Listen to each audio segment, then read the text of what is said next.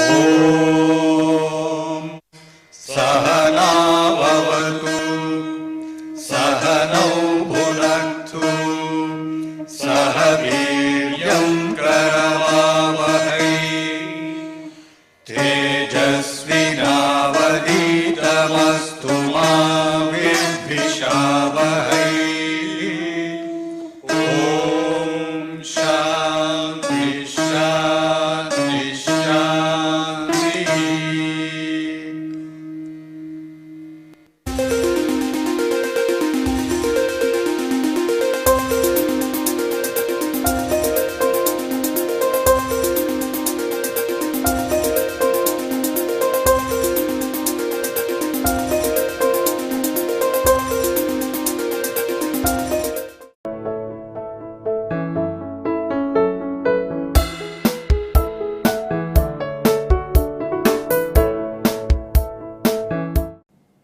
So, this will be lecture number 14 on our ongoing series on mechanical measurements. Towards the end of the last lecture, we are in fact looking at the nature of errors in temperature measurement, and we just gave a brief description of the kind of lead wire model one uses. And what I am going to do now is to just recapitulate a few of the ideas from that lecture and then carry on with two examples. One, the thermometer well problem, which will be followed by a worked out example, and then I will also look at the calculation of error due to radiation. So, these two examples will give a flavor of the kind of problems one faces when making measurement of temperature. In fact, in the last lecture we have talked about different situations or various situations where temperature is measured. The temperature may be within a solid, somewhere inside. It may be on the surface of a solid, it may be the temperature of a flowing fluid, the fluid flowing through a duct or a pipe or a tube. And in each one of these cases, there are several paths for heat transfer, and in fact, we identified the general nature of the heat transfer paths or the heat loss paths, and then we discussed that these can be modeled through a proper thermal model, and then we will be able to estimate the systematic error due to heat transfer through various mechanisms. In the next slide, I am showing, just to recapitulate the lead wire model we indicated in the last lecture. We have two wires corresponding to the positive and the negative thermocouple wires, and the two wires are encapsulated in the sheath material, which is insulating, both electrically insulating, that is what we want actually, but it is also going to create give some kind of an insulation for heat transfer also. And the major dimensions were explained in the last lecture. And what we did towards the end of the lecture was to show that the two wire model to the two wire actual thermocouple with the sheath surrounding it is replaced by a single wire model consisting of a single wire of radius R1 surrounded by a sheath of radius, outer radius equal to R2, and we explained how to do that one. And in fact, we also explained that the mechanism of heat transfer will be the following. The wire is a very highly thermally conducting material because it is metallic, and therefore, you have heat transfer in the axial direction in the wire. So, that is shown by this arrow, and in the insulation which is surrounding the wire, in the single wire model we have a single wire surrounded by some certain thickness of insulation, and we have heat flow predominantly in the radial direction in the insulating layer. That means that we are going to model the lead wire conduction as one dimensional conduction along the wire in the axial direction, and the heat flow in the insulating layer in a direction normal to the axis of the wire. So, actually in the radial direction. So, the idea is to look at a typical application where such a situation exists and find out how to make calculation of the heat loss due to conduction and then see how it is going to affect the temperature which we are going to measure. So, the lead wire conduction model. So, what I will try to do is to give basically the appropriate formulae with some physical justification and not too much of a mathematical derivation, because at this time the students may not have had a course in heat transfer. So, which may come little later. So, this will be just a kind of a physical arguments will be used instead of using mathematical arguments. So, the wire is in this form, and I said that the heat transfer is in the axial direction. This is the wire heat transfer, and surrounding that is our insulating layer, and the heat transfer is in the radial direction in the insulation. This is in the wire and in the insulation. So, we expect temperature variation to be in this direction predominantly, in the axial direction, and this gives rise to heat transfer like what is shown in the by the arrows. So, now the wire will conduct the heat axially, and some of the heat will leave through the insulation like this all along the wire, something like what is shown here, like a tree. The point to notice is that the heat transfer in the radial direction keeps on decreasing, as also the heat transfer in the axial direction. Some amount of heat comes in here and a little bit is going to be lost here, and the rest of the heat is going to flow on in the axial direction. Some amount of heat is going to leave. Therefore, it is a continuous process. We can show in fact that the heat loss in the radial direction through the insulation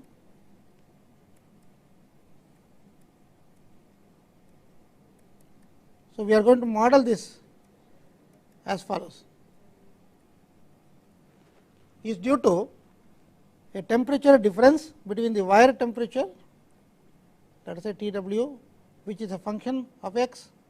If I measure x from some datum here, and then I am measuring x in this direction along the length of the wire, the heat transfer is T w at x minus the ambient temperature, which I will write as T infinity, that is T w, which is the value at any particular value of x along the wire. In fact, I will treat this as uniform across the wire.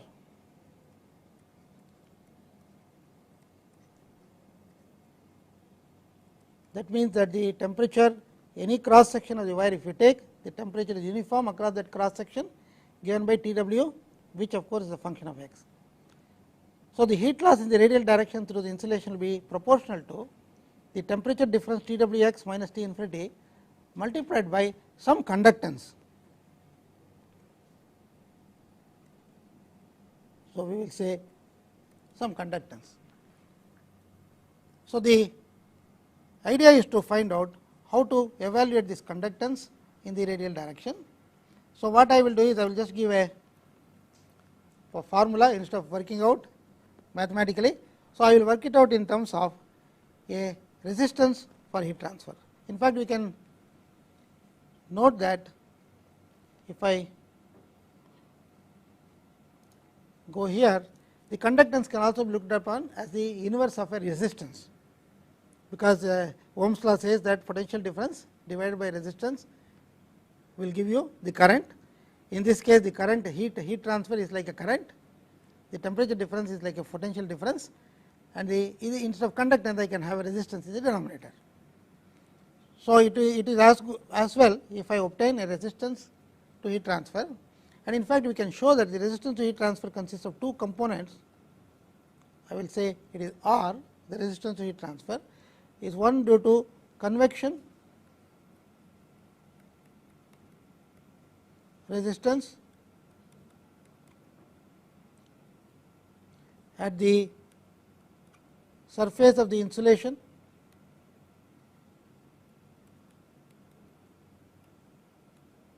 this is one component,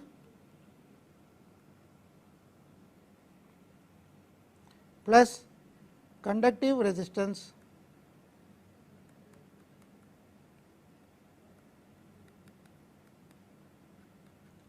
in the insulation.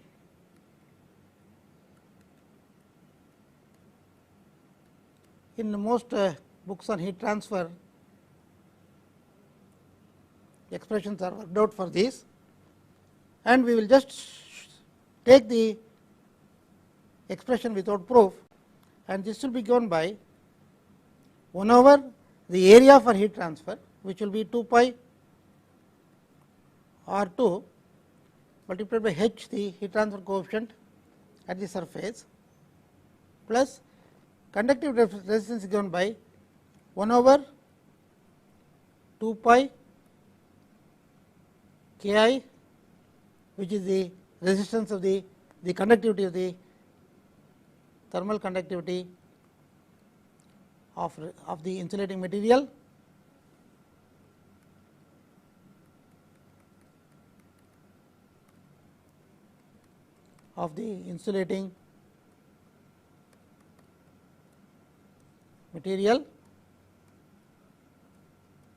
multiplied by the logarithm of the ratio of radii R2 by R1.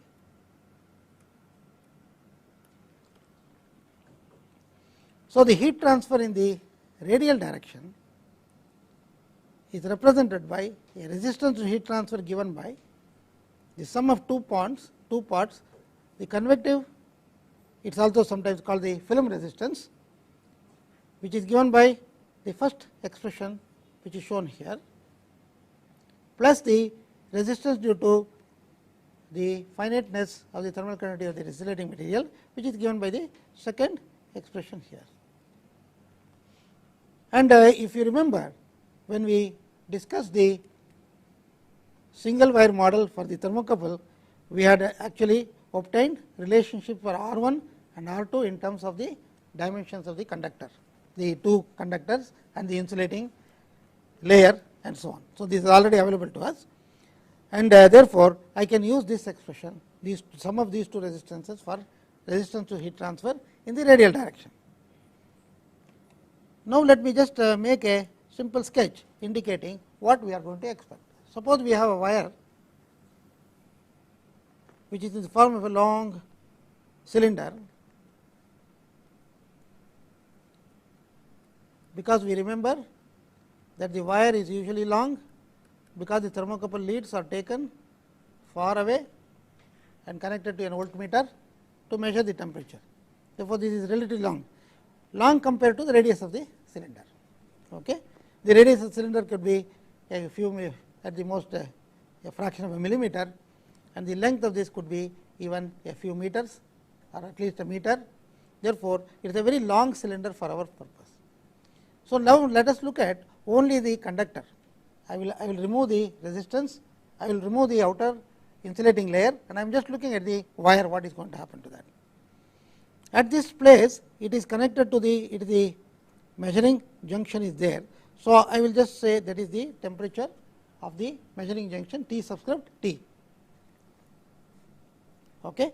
And here there is the ambient at a temperature equal to T infinity.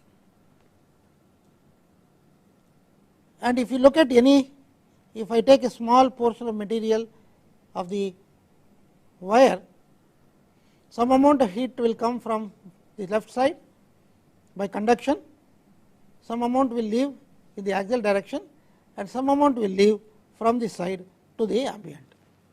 So, this is actually loss from the surface.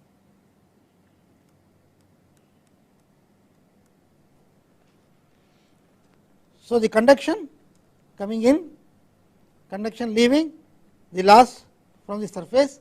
So, the energy balance will give us the appropriate equation to be solved, and I am not going to even derive the equation or even solve the equation. I am just going to give you directly the expression which we have for the heat transfer from the surface. So, the heat transfer is proportional to, so the heat transferred, heat loss by conduction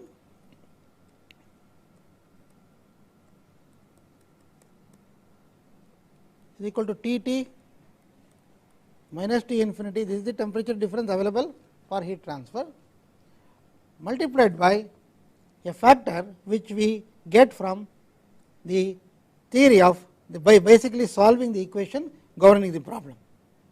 And I am not going to solve the problem, I am just going to say that this is going to be shown to be equal to the product of the thermal conductivity area for the thermocouple wire, the two wires together, divided by the resistance, which was again obtained earlier. So, heat loss by conduction is equal to, this is like the potential difference, this is like the conductance. So, product of two things. This Ka product represents the sum of K1 A1 plus K2 A2 for the two wires which make up the thermocouple pair. Okay. This expression comes basically from the solution to the heat transfer problem. So, what we should notice that is that the heat loss due to the wire which is attached to the object whose temperature I want to measure is given by a simple formula. If this heat transfer comes from somewhere, okay, that amount of heat transfer from whatever is attached to whatever the thermocouple bead is attached to, the amount of heat it acquires must be exactly equal to the heat lost by conduction. That will give some kind of a relationship between the various temperatures which are involved. Let me take just a simple example which was earlier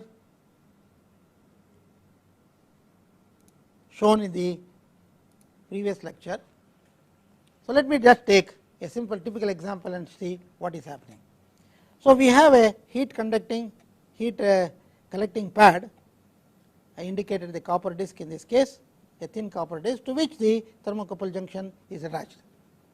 So, the thermocouple conduction due to thermocouple which is attached to the back is modeled according to the equation I just now indicated on the board, which is proportional to the temperature of the junction minus the temperature of the ambient here multiplied by that factor. Now, suppose I look at the other side, that is on the other side of the copper disc in this particular case, the copper disc has got some area of the surface equal to S, which is exposed to the fluid which is maybe flowing on this side. Okay. Suppose I assume that the heat transfer coefficient for heat transfer by convection from this fluid to the surface is given or known, then I can find out what is the temperature, what is the heat transfer to this surface from the medium which is flowing by simple expression which is given by the heat transfer coefficient times the surface area exposed to the flow multiplied by the temperature difference between the fluid which is flowing and the temperature T t.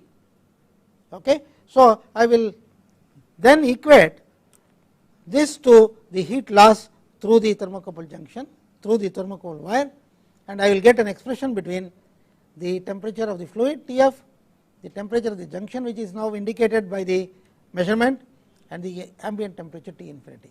Therefore, if two of them are known, the third one can be determined. So, let us just look at this situation by going back to the board. So, I will make a simple sketch so that we have the heat collecting pad. Let us assume that the surface area is S and there is a fluid which is flowing here at a temperature equal to T f, and the heat transfer coefficient is, let us say, H f. so that it is demarcated from the other one. And now I have the thermocouple attached to the back. This is thermocouple, and this is modeled with T infinity, and of course, a resistance R. We have already done that earlier. Therefore, I can now write a heat balance under steady state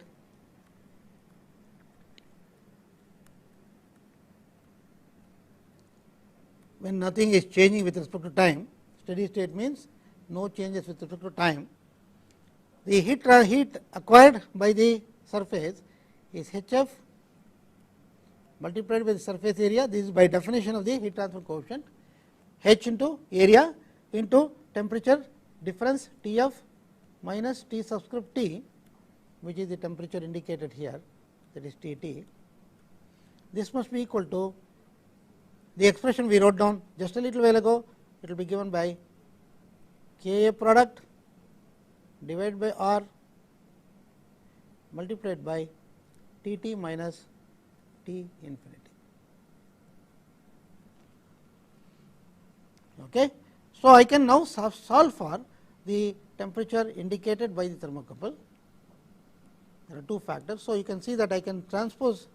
So, Tt multiplied by Hfs plus square root of Ka by R is equal to Hfs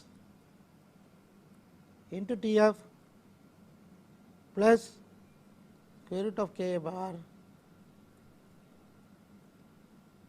into T infinity. Or I can take this to the denominator, and I can therefore write Tt equal to finally Hf into S into Tf plus square root of Ka by R into T infinity whole divided by Hf into S plus square root of Ka by R.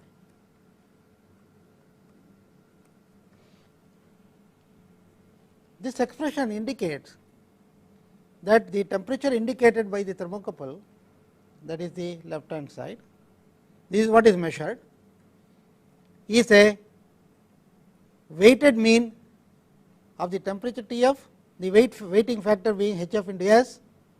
So, this is the weighted mean of Tf multiplied by the weight factor Hfs plus the weighted mean of Tf with this factor T infinity with the factor square root of Ka by R. That means, I am not going to get either Tf or T infinity, depending on of course the particular case. I will get a temperature which is the mean of these two, with the weights being given by Hfs on the one side and square root of Ka by R for the other side. So, you can immediately see that if this term Hfs is very large compared to this term, if this is very large compared to this term, Tt will be close to Tf.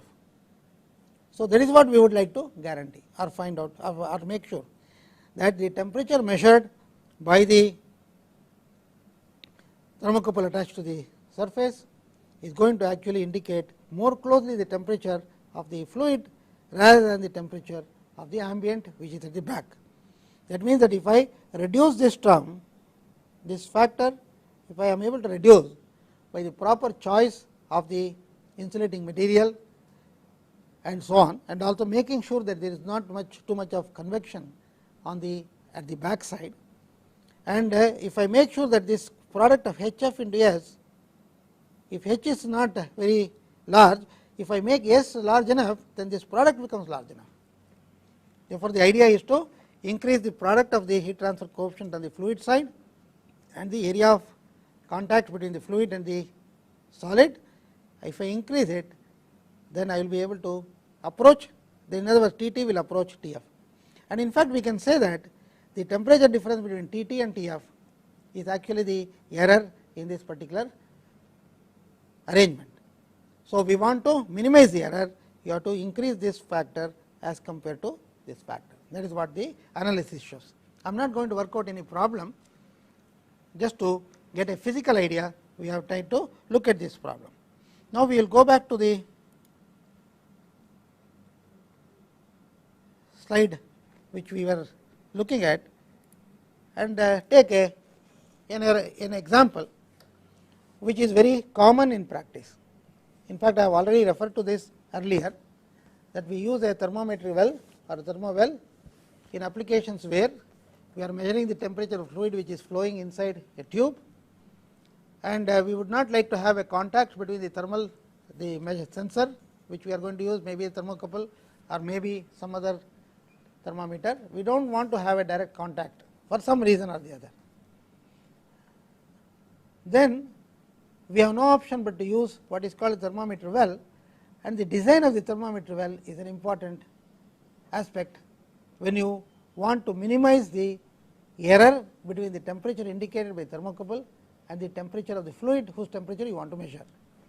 A typical example is a steam carrying pipe, which is very common in process applications. The steam may be at a very high pressure, maybe hundreds of bars. So, we cannot have a direct insertion of the thermocouple, because that will lead to leakages and other problems. Therefore, a thermometer well is built into the system and the thermocouple is attached to the bottom. In fact, we have already seen this kind of an arrangement, and we indicated the main physical and thermal parameters which are going to play a role in this. So, I have taken a simple example. Through this example, I am going to just look at how we are going to get the thermometer error in this particular case, and also we will be able to decide what are the parameters which are important or which have to be chosen properly, so that the temperature error is minimized. So, we have air at a temperature of 373 Kelvin flowing in a tube of diameter 10 centimeters, and its average velocity is measured, and it is equal to 10 meter per second, and the tube walls are at a slightly lower temperature, in this case 353 Kelvin, and a thermometer well whose outer diameter is 4 millimeter and whose wall thickness is 1 millimeter and made of aluminum. Just an example, aluminum may not be the most suitable material. We just want to indicate how the calculation can be done. Is immersed to a depth of 5 centimeters, that is half the diameter of the pipe, and it is inserted perpendicular to the axis, and we would like to find out what is the temperature indicated by a thermocouple that is attached to the bottom of the thermometer well. Ideally speaking, we would like to have the temperature indicated equal to the temperature of the fluid, which is 373 Kelvin. Anything different from that is certainly an error. And let us look at what is going to happen in this case. We have the 373 Kelvin is the temperature of the fluid, and the wall is at 353 Kelvin, and the thermometer well is connected between the fluid and the wall, and therefore, there is heat transfer from the fluid to the wall through the well, and therefore, this is basically a conduction error problem. And the heat transfer to the well is by convection from the fluid, and the heat loss to the wall is by conduction through the well material. So, with this background, let us just look at what are the things involved. In fact, I am going to go back to the board and indicate some of the details. Just to recapitulate, we have the wall of the tube, and this is the axis, and I have the well right down into the middle. It is made of a material with a certain wall thickness 1 millimeter, and this is 4 millimeter diameter, if I call it D0 outer diameter, and the wall thickness is 1 millimeter, and this depth of immersion is 50 millimeters. Let me just go back and see whether that is 50 or I think it is 50. Yeah, tube diameter is 10 centimeters, and therefore, indeed it is equal to 50 millimeters. This is 100 millimeter diameter, and the wall is at 353 Kelvin and the fluid is at 373 Kelvin and the velocity is 10 meter per second. So, let me just draw a simple the sketch of the well slightly magnified, so that we can look at what is going to happen. So, I will just draw this is the well with its thickness shown here, fluid is flowing 10 meter per second and this is the thermocouple attached here T subscript T. On this side it is connected to the wall at T W equal to 353 Kelvin. So, here T F is 373 Kelvin. So, there is a 20 degrees difference. So, the surface of the tube, outer surface of the tube, suppose I take a look at a small piece of the tube again. Okay, I look at this small piece of the tube. The heat is gained by convection. So, this is convection, and because the temperature is varying in this direction, being higher here, T F is higher, possibly the temperature of the well is in between these two, in between 373 and 353. Therefore, there is heat transfer from here to the well material and then there is conduction along in this direction. The model is exactly similar to what we had earlier in the case of the lead wire model. There is no difference really. The only difference between the lead wire model which we had earlier and this case is that the lead wire was of infinite length or very large length. Therefore, we had a simple solution to the problem. Here we have a finite length for the immersed well. This L is given from the wall to the depth here. This length is a finite quantity, finite length. So, the governing equation is somewhat similar to the previous case, and again I am not going to go through the calculation procedure. What I am going to do is just to indicate how to make the calculation. The heat transfer coefficient or heat transfer from the fluid to the outside of the cylinder is treated as cylinder in cross flow,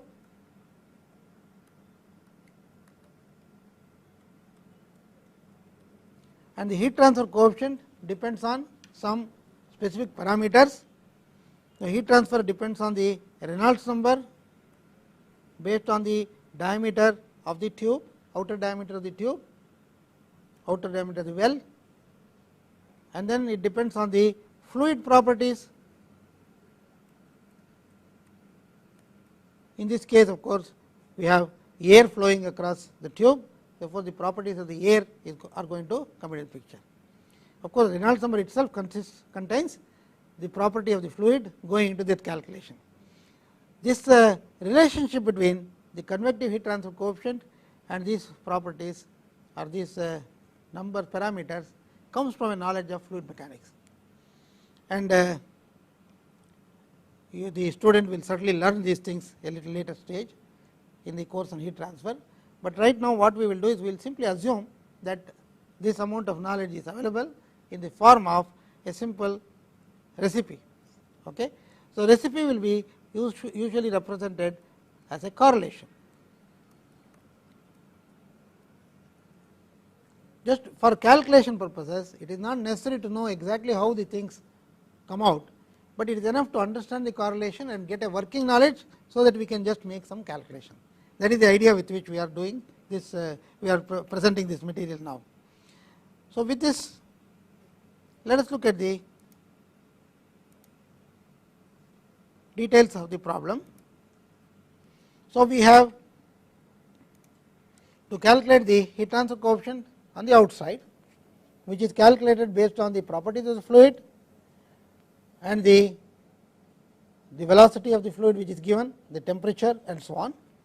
So, what are the properties we require? We require to calculate the Reynolds number. It is defined as the velocity u multiplied by the diameter of the tube. When I say the tube, it is the well I am talking about, outside diameter of the tube which makes of the well, and the viscosity of the fluid which is moving. This is the kinematic viscosity nu, and from the tables of air properties we take these values at a temperature. In this case the temperature of the fluid is 373, the wall temperature is 353. So, we will for the sake of taking the values of the properties at the intermediate temperature in between at the average temperature between these two, that is good enough for this purpose. So, the value of viscosity is 23.02 in 10 to the power of minus 6 in meter square per second. Then the thermal conductivity is 0.03127 watts per meter Kelvin. The Prandtl number is a parameter which describes, is one of the properties of the fluid which comes into the picture when you have heat transfer calculations being done. So, it is equal to 0.7 in the case of air, and the diameter outside is going to come into the picture, it is 4 into 10 to the power of minus 3 meters. I am converting millimeters to meters, and u is 10 meter per second. Therefore, I am able to calculate the Reynolds number as the product of u d naught divided by nu, which is 1.738 into 10 to the power of 3 or 1738. The value of the Reynolds number, the Prandtl number, so on, we will have to put into this recipe I talked about, the correlation. It is called the Zukowski's correlation. I think there is a spelling mistake here. It is Zukowski's correlation. For cylinders in cross flow, the information is represented in the form of a relationship of the form nu d. This is called the Nusselt number. Is given by a constant c multiplied by Reynolds number to the power of m, where d is the characteristic dimension. In this case, it will be d0. Prandtl number to the power of n, and then a ratio of Pr by Prs to the power of 0.25, where S stands for the surface temperature. In the present case, these two are close to each other, therefore, this factor is not important. Only for those fluids where the Prandtl number is a strong function of temperature, we have to worry about this factor, and therefore, for the present this factor is not going to come to picture. There is all properties are taken at the film temperature, which is nothing but the average between the surface temperature and the fluid temperature, excepting the one here which is taken at the surface temperature. But in this present case, we need not worry about this factor. The values of C and M and N are specified in the table which is given below. These are all based on experimental data. Experiments have been conducted with cylinder in cross flow with different Reynolds number ranges, and the relationship has been plotted, and using the methods we have already discussed earlier, curve fitting and so on. Based on the curve fit, values of C, M and N have been obtained. So, there are several ranges of Reynolds number, 1 to 40, the values are 0.75 and 0.4, 40 to 1000, 0.51 to 0.5, 1000 to 2 lakhs is 0.26 and 0.6, and 2 lakhs to about 1 million, it is 0.076 and 0.7. Why do we have different values for different ranges of Reynolds number? Because Reynolds number determines, the range of the Reynolds number determines the type of flow which is taking place, the regime of flow which is taking place. We have essentially laminar flow for very low velocities or very low Reynolds number, and as the Reynolds number increases, the flow becomes more and more, it goes towards turbulent flow, and there are variations from laminar flow to turbulent flow through a series of steps like this. So, the reason why we have different values of C and M is because the regime is changing slowly from laminar flow to fully turbulent flow, and that is represented by this kind of a data. And if you remember, in the last slide we calculated the value of the Reynolds number to be somewhere in between, it was some 1700 and something. So, it comes in the third row here, and the n values are given by for Prandtl number less than 10 and greater than 10, and this is appropriate for the present case because Prandtl number is 0.7 in the present case. And for the range of Reynolds number, the Reynolds number being 1730 or something like that, The value of C and M are given here as 0.26, 0.6, N is 0.36 because Prandtl number is less than 10. So, the Nusselt number based on the outer diameter of the well is given by the product of C 0.26 multiplied by Reynolds number, which was already calculated, to the power of 0.6, Prandtl number 0.7 to the power of 0.36, and that gives you 20.1. This Nusselt number is a non-dimensional parameter. It is also called a non-dimensional heat transfer coefficient, and the relationship between the heat transfer coefficient and Nusselt number is such that heat transfer coefficient is equal to Nusselt number multiplied by the K of the fluid divided by the diameter or the characteristic dimension in this case, which is equal to E naught. And if I substitute 20.1 here, K is 0.03 something, which was given in the first slide, divided by 0.004, I get a value of H equal to 157.13 watts per square meter Kelvin. So, we have calculated the value of the heat transfer coefficient. Now, what we have to calculate is what is called the fin parameter. The fin parameter appears in the solution to the problem when you model the heat transfer in the wall of the well. The heat transfer by conduction is in the axial direction, and the heat transfer by convection is in the direction normal to the axis of the cylinder or axis of the well. In this case, we can show that the governing parameter for heat transfer in the fin is given by m subscript f. This is called the fin parameter, which is given by h into the perimeter, which is pi d 0. Pi d 0 is the perimeter, outer perimeter of that well material, divided by the thermal current of the well and the area of cross section of the material of the well. It is given by pi into d 0 squared, the inner diameter squared, outer diameter squared, minus di squared, which is the inner diameter squared, divided by 4, actually comes from pi d squared, pi into d naught squared minus di squared by 4. This 4 is coming from this. So, it is actually h into the perimeter divided by k into area of cross section, whole raised to the power of 0.5, and if I substitute the values I have obtained earlier, I will get a value of 31.989. And the non-dimensional governing parameter for the fin is given by the product of the fin parameter which is calculated earlier and the depth of immersion. So, the depth of immersion is making its appearance in this parameter, and if I put L equal to that is 50 millimeters, 0.05 meters. So, 0.5 multiplied by the value which was there about 31 in the previous case, I get a value of 1.599. And again it can be shown from the heat transfer calculation that the non-dimensional temperature theta T. So, let me just go back to the board and discuss the temperature. So, we have a non-dimensional temperature function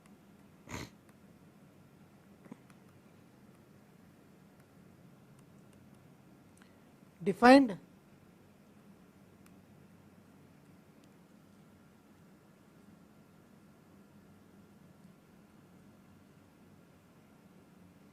we can define in various ways. One of them is equal to T minus Tf minus Tw minus Tf.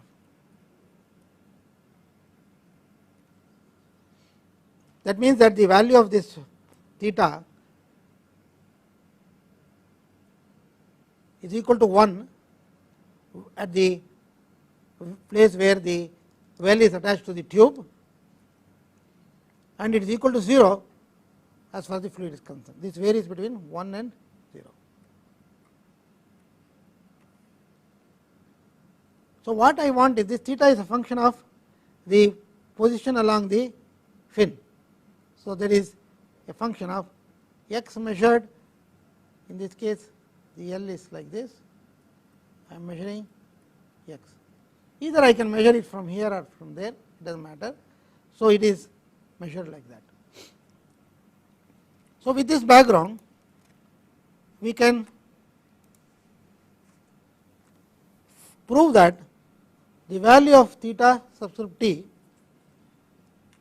this is the temperature at the bottom of the well, is given by 1 over cos hyperbolic mu f,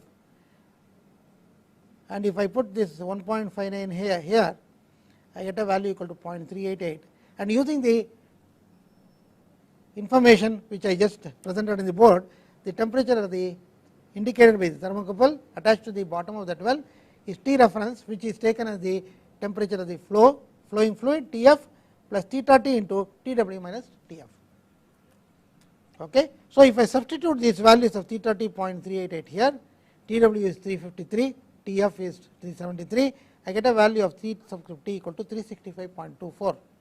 So, the temperature indicated by the thermometer, which is connected, or the thermocouple connected to the bottom of the well, is not equal to the temperature of the fluid, but it is 365.24, almost about 8 degrees different. So, we can now say that when we measure the temperature as 365.24, the actual temperature of the fluid is 373. The thermometer error or the systematic error due to the measurement is 365.24 minus 373, which is the difference between these two. So, if I want to use this particular arrangement for the measurement of temperature of a fluid flowing through a tube, I will have to use this as a correction to the measured value. So, because I am going to measure this value, this is what the temperature is indicated by the thermocouple. So, I am going to add this thermometer error, which is calculated based on this kind of an analysis, and correct for the temperature. So, the next example I am going to take is going to be slightly different, and I am going to look at the error due to radiation.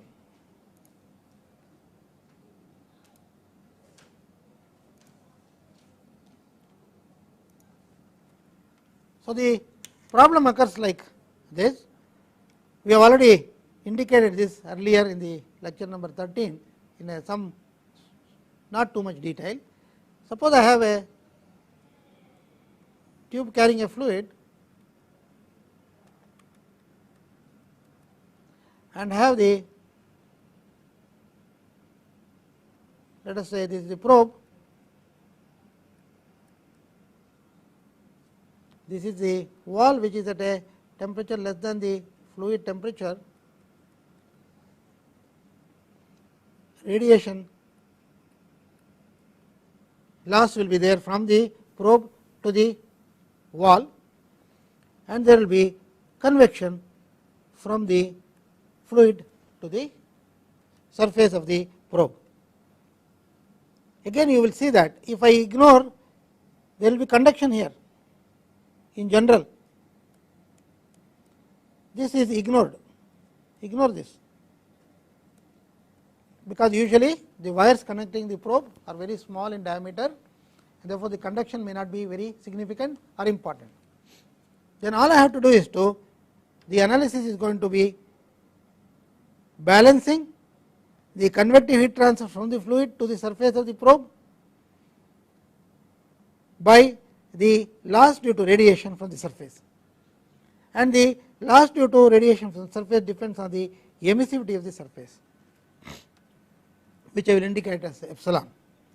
Actually, if you write the expression for the radiative loss, it will be given by epsilon sigma, sigma is the Stefan Boltzmann constant, multiplied by the surface area, which we will say S is the surface area of the probe, multiplied by T to the power of 4 of the sensor minus T W to the power of 4.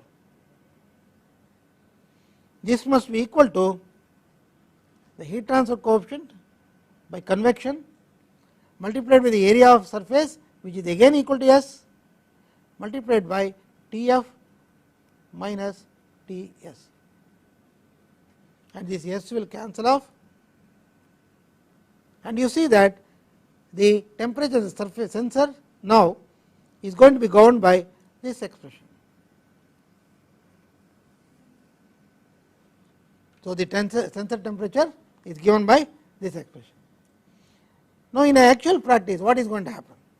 I know the reading of the instrument, therefore, T s is known.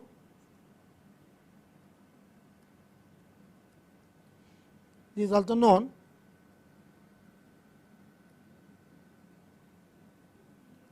this is also measured by possibly embedding a sensor in the wall of the tube.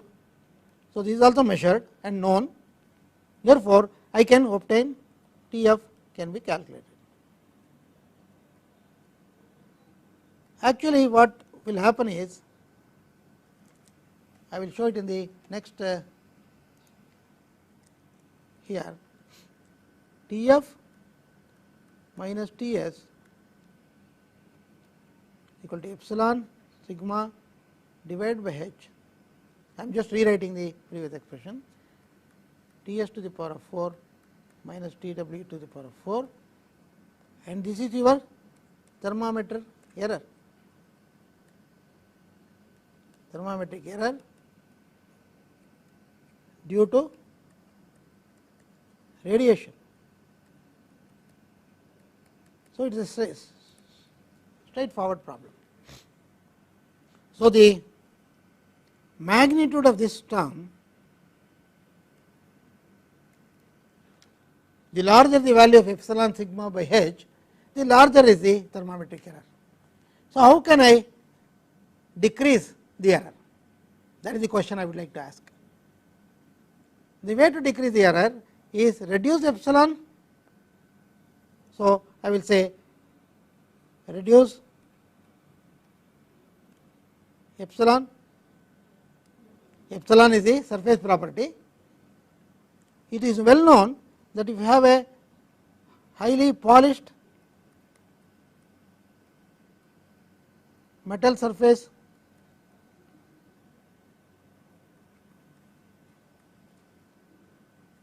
for example, aluminum, epsilon could be something like 10.05. So, I would be well off if I have a polished surface, metal surface for the sensor. I would also like to have increase h, and h we know already, that depends on the Reynolds number, and how do we increase Reynolds number? Increase u.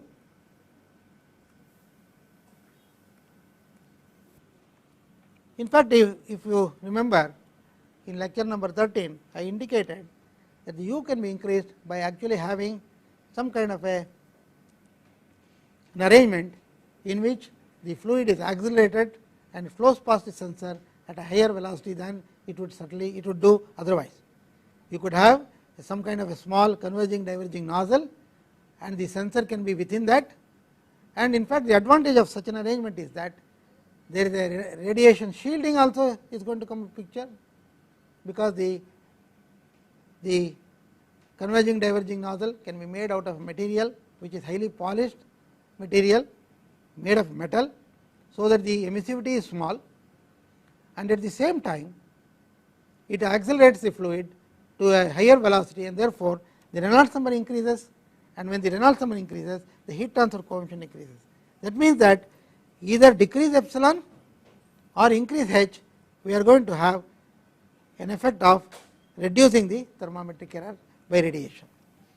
So, I think I just have enough time to take the example and look at that. So, the example number 15, a thermocouple is made of very thin wires is attached. I have said very thin wires, so that the conduction through the lead wires can be ignored, and it is to a spherical shell of 0.005 meters placed inside a large duct whose walls are at 450 Kelvin. The flowing fluid is air at 500 Kelvin. The velocity of air has been estimated to be 0.5 meter per second. So, we want to determine the thermocouple error, and two cases are taken, one in which the emissivity of the surface is 0.05, and the second one in which it is 0.85 in the second case. So, we will quickly go through this example. Again, the air properties are taken at the mean value as we did in the previous case, and the values are taken at 475 Kelvin, 450 and 500. These are the two limits. Nu is 34.09 in 10 power of minus 6 square meter per second. K is 0.0489 watts per meter Kelvin, all in SI units. U is 0.5 meter per second, that is given, and the diameter is 0.005 meter, and it is a spherical bead like structure, a spherical sphere, sphere over which the flow is taking place. And we can use a simple relationship between Nusselt number and Reynolds number, just like what we did earlier. This relation is recommended by McAdams. It is valid from 17 less than Reynolds number to 70,000, and it is taken from the book by Holman, which is a very popular book. Nusselt number equal to 0.37, Reynolds number 0.6, or if you put the value of Reynolds number calculated earlier, you will get a value of 4.87. And from Nusselt number, we again calculate the heat transfer coefficient Nu K by D. This is the definition, H equal to 47.61 watts per square meter Kelvin, and we will go to the two cases. The data for case A, the thermocouple indicates the equilibrium temperature, wherein the heat transfer from air to sphere is equal to the heat loss from the sphere to the air ground. It is just what we explained on the board. Epsilon is 0.05, sigma is 5.67 10 to the power minus 8, which is the Stefan Boltzmann constant. Let the thermocouple temperature, we do not know, we have not given the temperature indicated by sensor. In this case, the sensor temperature is to be determined. I will say T subscript Tc equal to 470 as a starting point. Then the fluid temperature is 500 and the background temperature is 450. These are already given, all in temperatures in Kelvin. And when we are calculating radiation, anything to do with radiation, you have to use the temperatures in the Kelvin degrees. And I have to solve the equation H into Tf fluid minus T Tc minus sigma epsilon into Tt to the power 4 minus T background to the power 4. This solution can be done by Newton-Raphson method, and I get a value of 498.757, which is rounded off to 498.8, and the thermometer error is only 0.2.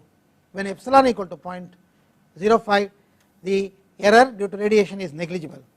However, in the case B, when all I do is to change epsilon to 0.85, all other things are the same, and then I solve again the same equation, I get a value of 485.34, and the error is almost equal to 15 degrees, 14.7 Kelvin.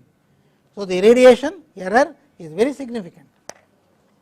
So when do you get a value of 0.85? For example, in practice, if you start with a very highly polished material, and if it is in service for a long time, and the surface gets oxidized because of the flowing fluid and the impurities in that and so on, the emissivity will degrade with time.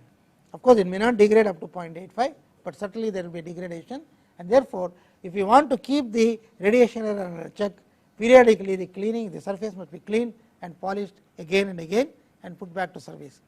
So the observation from this particular example is that surface emissivity as a sensor plays a very important role in this particular case.